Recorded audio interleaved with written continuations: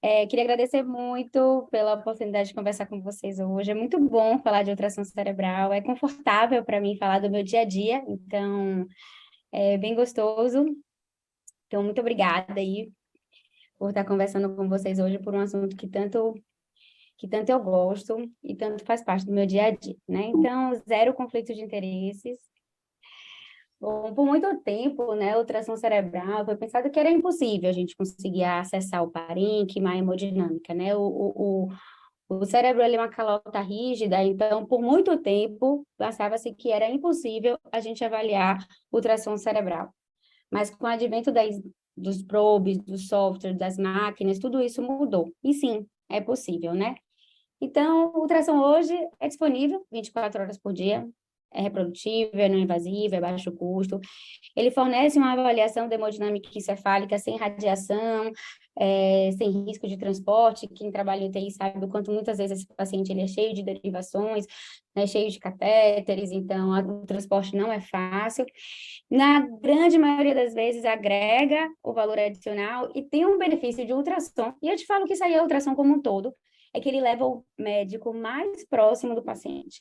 Todas as vezes que eu vou fazer uma balinha de nervo óptico, que eu vou fazer um Doppler transcraniano e que eu tomo uma conduta, eu fico mais perto desse doente. Eu volto outra vez no leito, é aquela hora que eu pego na mão, que eu vejo se o tempo de enchimento capilar, que eu noto uma taquicardia. E isso aí vale para todas as ultrassons, né? Então, o ultrassom, ele leva o médico a ficar mais próximo do paciente. A gente volta mais vezes no leito do doente para a gente avaliar e reavaliar. Então, eu vou falar hoje para vocês 10 boas razões para praticar ultrassom cerebral no ambiente de terapia intensiva. Então, isso aí veio de uma brincadeira, né? Eu estava com os nossos residentes de terapia intensiva, e aí a gente começou a brincar, e cada um deles tinha que me falar uma boa razão, né? E isso aí, meses depois, foi aí uma publicação que nós tivemos na Frontier Neurology, e que a gente publicou isso aí, que seriam as 10 boas razões. E eu vou começar com a primeira. Então, antes de mais nada, muito, muito obrigada, meninos, vocês me motivam demais. Bom, então, a primeira, e super legítima, é o ultrassom, ele permite a gente avaliar a pressão intracraniana de uma forma não invasiva, né? Então, a gente tem mais de uma maneira de avaliar a pressão intracraniana, uma delas é uma maneira bem antiga, que nada mais é do que a relação entre a sistólica e a diastólica, que é o índice de pulsatilidade, através do Doppler transcraniano na avaliação hemodinâmica. Então, se vocês perceberem aí, aqui nesse primeiro caso aqui, então, mais do que... Deixa eu ver se eu consigo botar um laser aqui. Mais do que o valor do índice de pulsatilidade em si, mas se vocês repararem o decaimento da onda, né? Então, o decaimento dessa onda aqui é uma onda com decaimento bem acentuado, diferente dessa onda daqui, vai levar um índice de pulsatilidade, neste caso aqui, muito maior aqui do que este caso, por exemplo, né? E aí tem inúmeras publicações aí falando sobre, tem gente pedindo para admitir, inúmeras publicações aí falando da relação entre índice de pulsatilidade e a pressão intracraniana, e não só o índice de pulsatilidade, mas também os valores diastólicos mais baixos, mostrando que esses pacientes, eles têm aí pressões aumentadas, ainda mais quando a gente está falando de pacientes em fase aguda, TCE agudo, jovens, esses pacientes, eles têm mais a acurácia do índice de pulsatilidade ela é maior, né? Mas eu sempre falo que não sejamos, né, fazedores de exames e que a gente tem que avaliar o paciente como um todo. Então, o índice de pulsatilidade, ele cai muito seu valor quando a gente está diante de um idoso que tem um monte de microangiopatia, que a resistência dos vasos já vai ser muito aumentado, ou então quando a gente já não está numa fase hiperaguda, a gente já está numa fase mais tardia, existem outros fatores de confusão, como, por exemplo, o aumento da pressão de pulso em pacientes sépticos, né? Então, é necessária avaliação diária, saber quais são os fatores de confusão, né? Mas, enfim, o índice de pulsatilidade, ele tem um papel aí no paciente neurocrítico, em especial quando a gente está falando de jovem, né, e TCE, onde a gente tem mais estudos aí nesse grupo de no grupo de pacientes em geral. Quando a gente vai falar também ainda de pressão intracraniana, a gente tem uma fórmula, né, que seria a PIC calculado pelo Doppler, né, e aí nada mais é do que a avaliação da pressão estimada, de perfusão estimada, e aí, né, pressão de perfusão, PM menos PIC. A gente teve aí esse estudo, foi um estudo muito cêntrico, um piloto, que a gente chamou ele depois de IMPRESS-1, que fez 114 mensurações, ele dicotomizou, né, dicotomizou entre PIC maior ou menor do que 20, e ele mostrou aí uma sensibilidade razoável, Mostrou que o Doppler transcraniano superestima a PIC não invasiva, mas que parece ser um método acurado que pode excluir, né? Então, a PIC calculada pelo Doppler normal, ela pode excluir hipertensão intracraniana. Tanto ele como o IMPREST 2, que veio no ano passado, ele tem algumas críticas, obviamente ele foi feito numa população que já tinha uma indicação, né, de colocar um cateter de PIC, mas aí mostra que em alguns locais que a gente não tem o cateter de PIC, ou então em alguns pacientes que é idoso a indicação, ou que tem contraindicação, né, e a gente pode conversar aí sobre isso, o Doppler transcraniano ele pode ter um papel. E o IMPREST 2 foi feito um estudo um pouco maior, mas ainda assim com 260 pacientes, quase 700 avaliações, multicentro, prospectivo, não segue, e a pergunta do estudo é: o Doppler pode excluir hipertensão intracraniana? E, mais uma vez, mostrou que tem um alto valor preditivo negativo na exclusão de PIC e pode ser útil em algumas situações, né? Especialmente quando a gente está diante aí de um caso de paciente em alguns locais que a gente não tem, né? O cateter de PIC, ou que está aí controvérsia se a gente deveria ou não passar esse cateter de PIC. Esse estudo aí, ele mostrou que um cutoff de 20 teria aí 91% aí de sensibilidade, aí quando a gente vai para cutoff de 22, isso aumenta, e 25 ainda aumenta, né?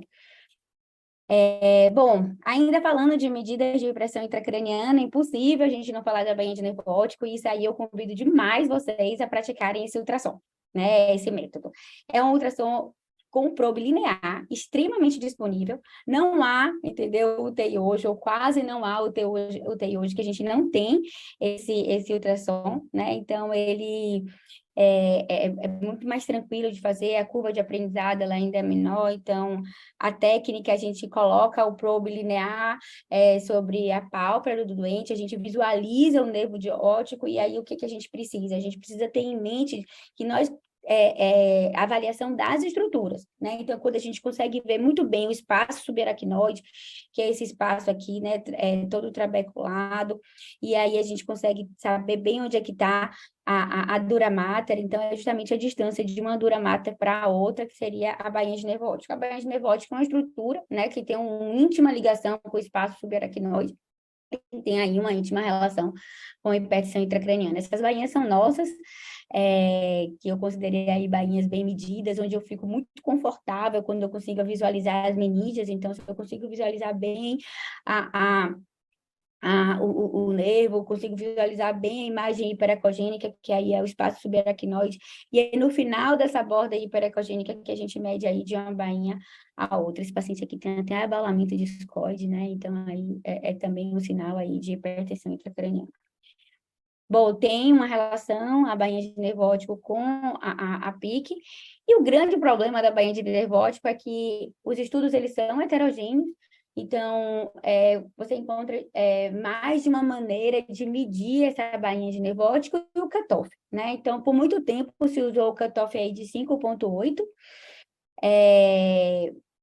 graças a essa meta-análise aí, que o estudo mais robusto era um estudo da própria primeira autora, que era a professora Chiara, né? Então, por muito tempo a gente usou esse cutoff, mas ano passado saiu alguns estudos, e esse up-to-date aí, que trouxe para a gente aí que seria maior ou igual a 6, e nos últimos 2 anos, se a gente acompanha a literatura, né, então a maioria dos cutoffs aí está em torno realmente de 6, né? E aí a gente convida vocês, então agregamos aí a hemodinâmica, agregamos aí o probe linear, e a monitorização multimodal não invasiva. Tem esse estudo aí publicado, se eu não me engano, foi em 2020, são 100 pacientes, um estudo observacional, e aí o que ele mostrou para a gente, né? Ele mostrou que todas elas, se você for bainha de nervo óptico, índice de pulsatilidade, a PIC é calculado pelo Doppler, o pupilômetro, né? Então, elas vão se correlacionar. Mas olha que bacana, quando a gente junta a bainha de nervo óptico com a PIC estimada pelo Doppler, parece que aí a gente aumenta a precisão de estimar quando tem uma hipertensão intracraniana. Então, assim, a gente admite um doente, você fica naquela dúvida, então, calcular a PIC calculada pelo Doppler, associado aí à bainha de nervo óptico, parece ser interessante para você falar, tem ou não tem, né? E aí, recentemente, a gente publicou uma revisão que eu sempre me pergunto, né? Poxa, quando chega um doente, a gente escolhe logo o vaso que a gente vai monitorar, a gente escolhe, a gente adora ver uma cava, a gente faz um eixo curto, o coração bate, não bate, entendeu? A gente vai, avalia o EPTI do nosso doente. Atualmente, a gente adora fazer Vexo, ver se o paciente está, né, super congesto ou não está, guiar diurético terapia e outras coisas que estão aí super na moda. E por quê? Não olhar o cérebro do doente, né? E por que não fazer a bainha de nervo óptico? E aí tentando incluir o POCUS, né? E quando a gente está diante de uma suspeita, a gente sugere fortemente que vocês não avaliem só o índice de pulsatilidade. A gente não é fazedor de exame, né? Nós somos médicos intensivistas que sabem ver o paciente como um todo. E aí, quando a gente analisa uma curva, tem o decaimento, tem os valores, tem a resistência, né? Aí a gente tem a PIC calculado pelo Doppler e a associação disso com a bainha de nervo óptico, né? Bom, passando aí para a segunda, mas não menos importante, que o Doppler, ele permite monitorar a hemodinâmica cerebral, tá? Então, o que eu posso falar para vocês é que, muito possivelmente, as hipertensões intracranianas, elas não são iguais e que, algumas vezes, a gente pode estar diante de uma hipertensão intracraniana extremamente oligêmica e que talvez o manejo seja diferente também, né? Só para vocês terem noção, esse foi um paciente nosso, um paciente de 17 anos, com hepatite autoimune, né? Caso clássico aí de hepatite autoimune.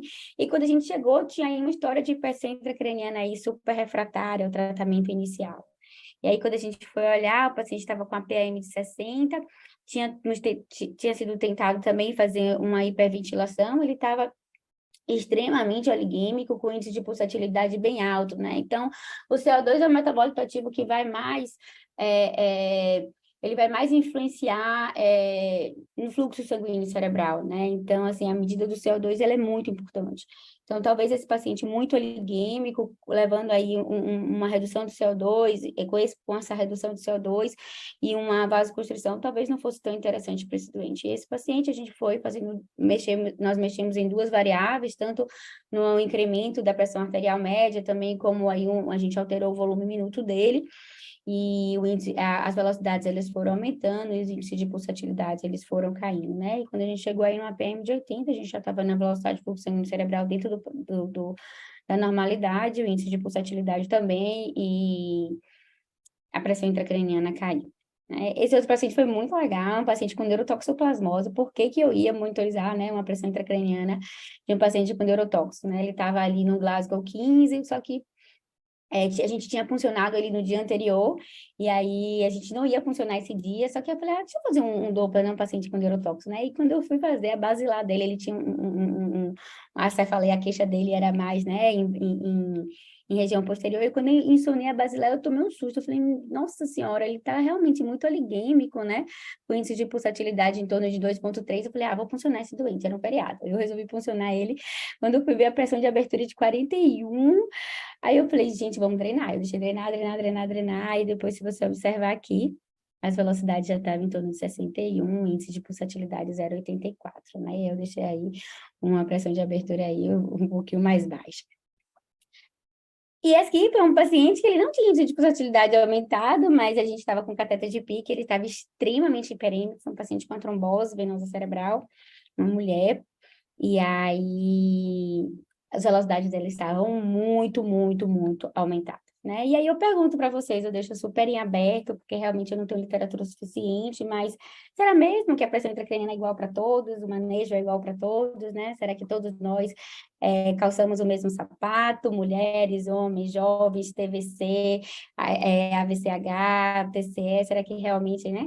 E aí foi muito bacana, porque desde 2019 o Guideline de Seattle fala para a gente, opa, se você está lá tratando o paciente com hipertensão intracraniana, você passou pelo Tier 0, você posicionou bem o seu paciente, você fez uma analgosedação adequada para que ele não ficasse desconfortável, você fez a osmoterapia e você abriu a DVE, você retomografou, esse doente ainda não conseguiu controlar a hipertensão intracraniana, então parece que você tem que avaliar a autorregulação cerebral, né? Então, talvez fosse interessante a gente começar a pensar no conceito de autorregulação cerebral. E aí, quando se fala, né, em Doppler transcrânio, sim, é possível a gente avaliar a autorregulação cerebral dos nossos doentes, né? Bom, autorregulação cerebral é um fenômeno extremamente complexo, né? Então, é uma habilidade do cérebro que vai levar em consideração o miogênico, neurogênico, metabólico e que consegue manter a pressão de perfusão constante a despeito de pressões arteriais sistêmicas. Mas aí eu vou falar um conceito para vocês que, na verdade, não é um factoide, é um fato. Os pacientes neurocríticos, eles perdem a autorregulação na grande maioria, né, das situações. E aí a gente consegue avaliar a autorregulação, né, com o Doppler transcraniano, a gente tem mais de um índice que avalia, a gente tem a resposta hiperêmica, que é bem simples, beira-leito, é uma avaliação estática, a gente tem o índice de autorregulação, que é o índice que eu estou mais habituada a avaliar, mas a gente tem o MX, a gente tem o RAW, e aí são avaliações de forma não invasiva, né? Então, eu gosto muito de trazer esse estudo, que foi um estudo de uma brasileira, muito minha amiga, por sinal, que ela avaliou o Doppler transcraniano e a resposta hiperêmica, né, a compressão da carótida, e se após essa a compressão da carótida, esse paciente ele tinha hiperemia ou não, né? Então, se ele tem hiperemia, após, né, fazer uma breve isquemia, esse paciente deveria vir com uma vasodilatação e uma hiperemia após essa compressão. E ela viu que pacientes que têm autorregulação comprometida têm uma relação com desfechos funcionais aí a longo prazo, né? Então, avaliar a autorregulação na beira-leito ali é possível, né? O Doppler transcraniano ajuda a gente nisso e tem muito estudo aí, né? Carece ainda de muito estudo do que fazer com essa autorregulação comprometida. Esse paciente aí foi um paciente que a gente monitorizou ele também em beira-leito e aí eu comecei a hiperventilar. E aí, em tempo real, que eu via que a hiperventilação acontecia, as velocidades diminuíam, o ETCO2 caía, e aqui é o step response, né, que é a resposta ao degrau da velocidade pelo tempo, ia melhorando. Então, a autorregulação do paciente, ela ia melhorando também, né? Então, a gente fez antes, depois, mostrando que sim, né? O quanto que o CO2 é o metabólito ativo que mais vai influenciar e que influencia também na autorregulação desses dois. Bom, a quarta, e que eu acho bem bacana também, que é a avaliação da hemodinâmica após as terapias de reperfusão, né? A AVC isquêmico está super na moda, nos últimos 15 anos aí bomba, publicações de AVC isquêmico, né? E eu trago um caso para vocês que era para estar dando tudo certo, apesar da idade, né? Era um paciente completamente funcional, que geriu empresa de ter 85 anos, chegou com NIH de 18 e com 2 horas de sintoma, né? Então, aqui a tomografia clássica dele com o sinal da corda, a gente tem o RAPID, no nosso serviço, e aí a gente conseguiu ver que tinha uma oclusão de artéria cerebral média direita, né? Tipo aqui, ó, ausência de colateral, aqui bastante colateral, e aqui a gente consegue ver o mismatch, o volume do mismatch, então isso aqui é a perfusão do paciente. Bom, o paciente não tinha nenhuma contraindicação, ele foi para trombólise e trombectomia, e aí pós-trombectomia ele vai lá para o hospital, lá para a UTI. E a gente recebeu ele bem pós a UTI, né? E aí, puxa, qual que é o target de pressão, né? A stroke, os guidelines da stroke deixam a gente muito confortável, que a gente deve fazer 180 de sistólica para paciente trombolizado e paciente trombectomizado, né? Se a gente for seguir os trials, como, por exemplo, publicar no New England, o Down vai jogar, né? As pressões arteriais sistólicas tudo para 140, né? 140 ou menos, 150 ou menos. Mas será que essa sistólica é para todos, né? Então, quando eu fui ensinar ele, primeiro o pinhate dele estava mantendo, assim, 18, então isso já me colocou uma pulga atrás da orelha, né? Então, quando eu fui ensinar, o lado direito, lindo, ótimo, aí com velocidades em torno de 58, e aí quando eu fui para o lado, esse aí do lado esquerdo, quando eu fui para o lado direito, eu falei, epa, acho que ele não reperfundiu, né? Então, se eu deixar um 140 ou 150 de sistólica, talvez não fosse tão interessante. Uma placa deslocou, um trombo deslocou, de fato, esse paciente não estava nem recanalizado, nem reperfundido, né? Então, talvez uma sistólica de 140 para baixo não ia ser legal para esse doente. Então, o Doppler transcraniano, ele ajuda a gente, né, a avaliar, né? Em alguns casos também, com cirurgias de carótida, a gente percebe que às vezes os pacientes, eles permanecem muito tempo em regime, né? De grandes estenoses críticas, e depois que a gente abre, pode-se fazer a síndrome de reperfusão, então, Doppler transcraniano nos ajuda nisso também. Bom, a busca da etiologia do AVC, a gente começa nisso, isso aqui a gente começa dentro da unidade de terapia intensiva neurológica, em especial quando a gente admite um paciente jovem, né? Então, admitir um paciente jovem com AVC isquêmico, você tem que falar para ele qual foi o motivo que ele teve AVC, né? Então, isso é a obrigação nossa, e aí começa aí dentro da terapia intensiva, a gente pode ajudar. Esse paciente foi uma paciente nossa, também bem jovem, mas bastante grande, mas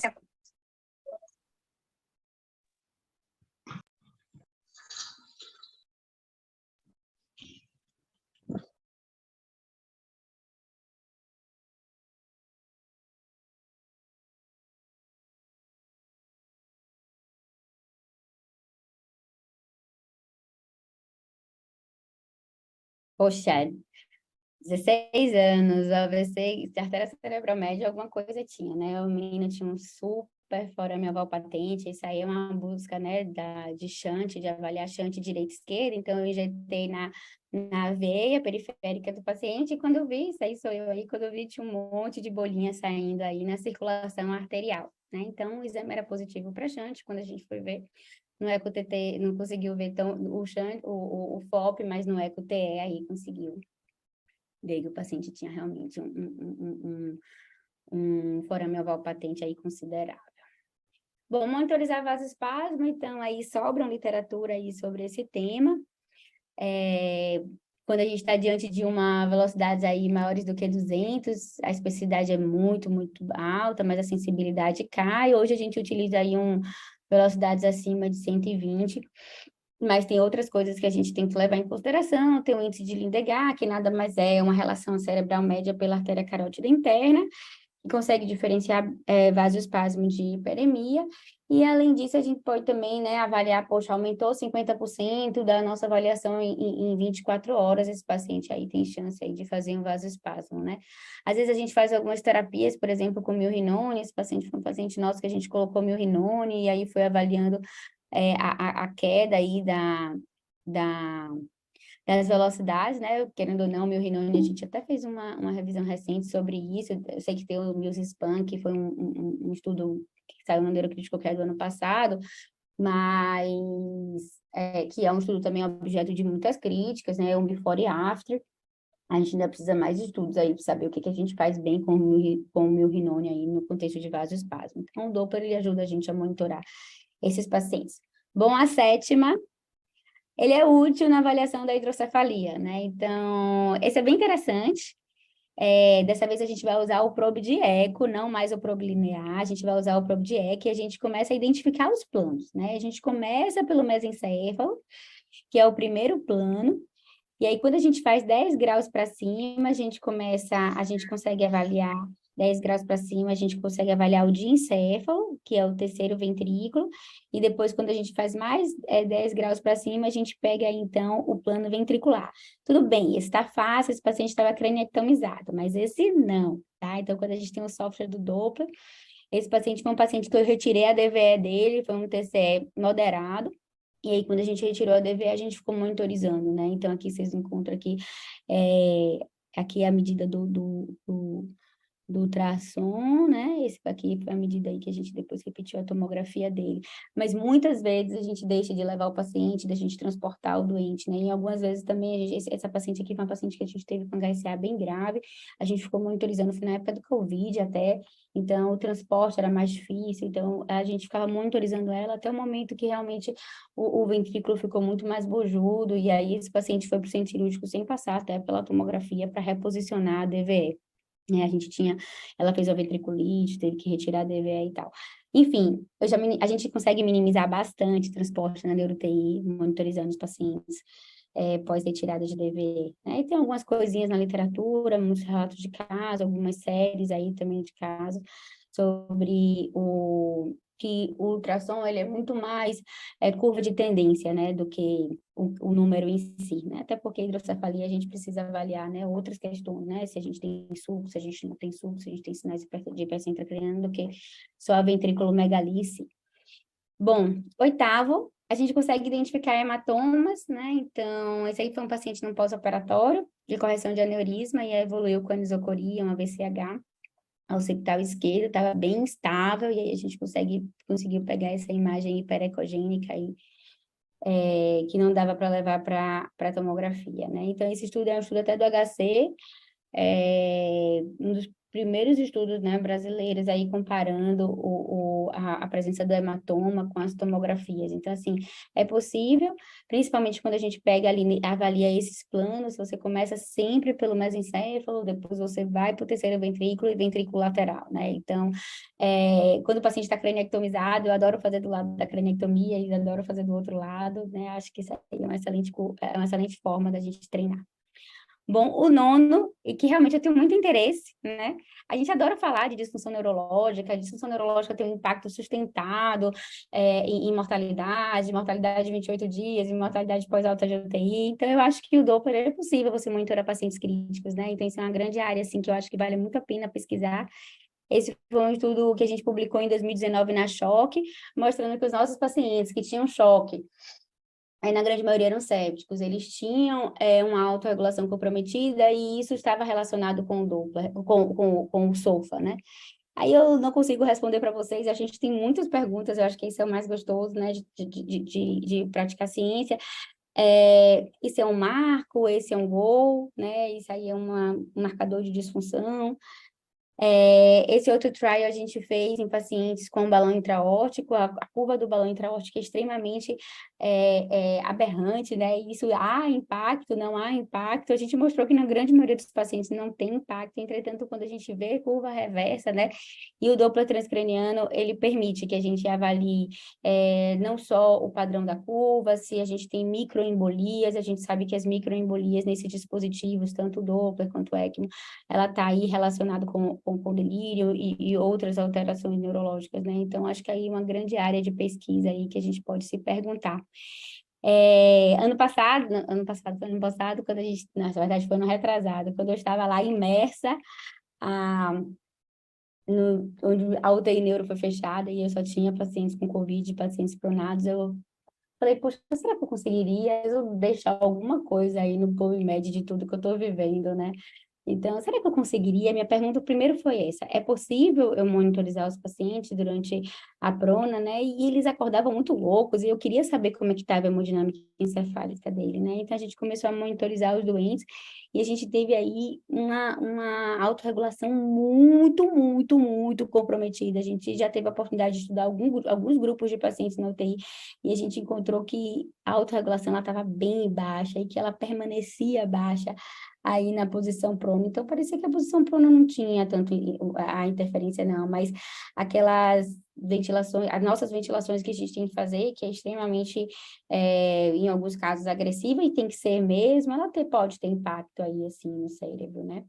E aí, naquela ocasião, a gente publicou isso na Journal Critical Care, e a gente mostrou que, sim, a gente consegue avaliar e monitorizar o paciente com o Doppler transcraniano nessa posição prona. A maioria dos nossos pacientes tiveram autorregulação comprometida, mas a gente precisa ainda estudar um pouco mais esse tema, né? Mas alguns dos nossos doentes com HSA, TCLs podem evoluir com SARA e talvez as posições pronas elas sejam importantes, né? E fez a gente pensar, né, um pouco, né, e criar alguns fluxogramas. Se os doentes, eles realmente eles estão sendo submetidos a terapias agressivas, com ventilações mecânicas com altas PIPs, baixo volume corrente, obviamente o pulmão ele vai continuar sendo o nosso gol, né?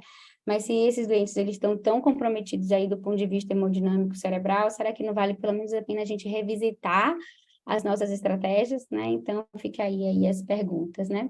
Bom, a 10ª, e é algo assim que realmente modifica não a vida do paciente em si, mas pode modificar outras vidas, né? É fechar o diagnóstico aí de morte cefálica.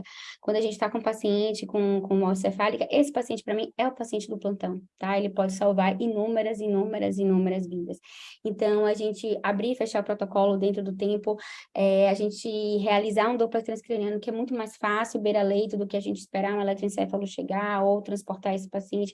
A gente está reduzindo o tempo, a possibilidade desse paciente evoluir em parada cardíaca e a gente perder tudo, a gente está reduzindo o luto burocrático, muito tempo essas famílias, elas têm um luto burocrático mesmo, e aí a possibilidade da doação de órgãos, às vezes até reduz. Então, o diagnóstico de morte cefálica, ele pode ser feito beira-leito, com um treinamento, obviamente, de forma prática e não invasiva, através do Doppler, né? Então, a gente até quando a gente publicou essa última revisão, a gente até fez o passo a passo de como, o que é que a gente precisa respeitar, né? Os parâmetros básicos, quais são as artérias que a gente tem que avaliar. Bom, eu vou falar para vocês que eu ficaria aqui mais de 1 hora e a gente ia falar de outras razões, né? Então, eu garanto que tem mais de 10 razões.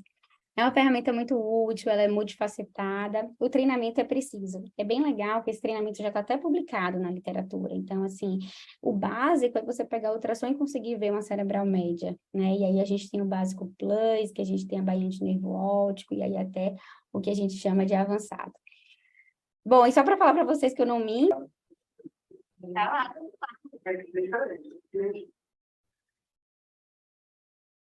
Acho que eu uso colocação do cateter de PTO2. Ah, isso aí foi um cateter de PTO2 que a gente colocou.